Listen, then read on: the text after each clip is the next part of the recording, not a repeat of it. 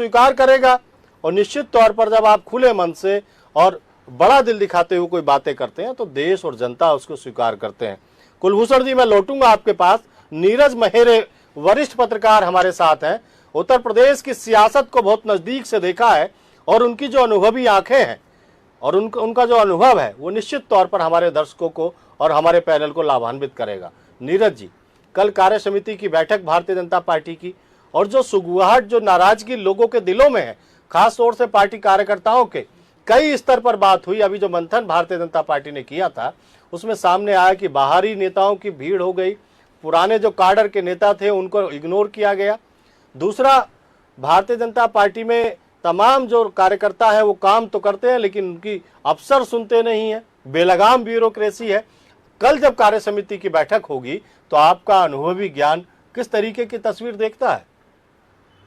देखिए संजीव जी, सबसे बड़ी चीज मैं बता दूं कि लगभग 2.5 दशक यानी 25 सालों में उत्तर प्रदेश में पहला व्यक्ति जो मुख्यमंत्री के रूप में आया है जो बहुत निहायत ईमानदार व्यक्ति है। दूसरी बड़ी बात कि मुख्यमंत्री ईमानदार हैं लेकिन जो नौकरशाह हैं वो निश्चित रूप से सरकार की छवि को धूमिल करने का काम कर रहे हैं, सरकार के बताए काम नहीं कर रहे हैं। एक नई योजना सिर्फ अपने नंबरों को बढ़ाने के लिए मुख्यमंत्री के सामने या सरकार के पटल पे रख के नए नए नियम लागू करते हैं। कोई बात कहें तो पूरी जिम्मेदारी के साथ करें नीरज जी। नीरज जी, आप ये बात कहें, कोई आरोप लगाएं तो बहुत जिम्मेदारी के साथ, क्योंकि आप वरिष्ठ पत्रकार हैं और जब हम आपको वरिष्ठ पत्रकार और अनुभवी व्यक्तित्व के तौर पर पेश करते हैं तो आपकी बात लोग समझेंगे, जानेंगे और परखेंगे भी। नीरज जी जी, तो संजीव जी, दूसरी बड़ी बात यह है कि जो आपने कहा कि ये मंथन और बैठक जो चल रही है, तो निश्चित रूप से ये मंथन और बैठक जो है आने वाले समय में 10 सीटों पर उपचुनाव हैं, उनको देखते हुए।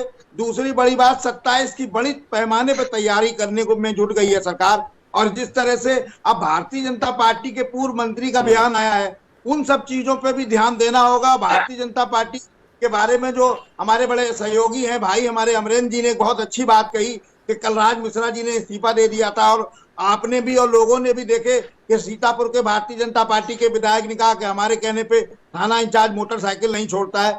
तो निश्चित रूप से जो विधायकों में, जनप्रतिनिधियों में जो गुस्सा है, उबार है कि हमारी बातों को अगर नहीं सुनेंगे तो हम कह रहे हैं कि नाराजगी और गुस्सा कल की कार्य समिति का हिस्सा हो सकता है। राघवेंद्र प्रताप सिंह हमारे साथ हैं,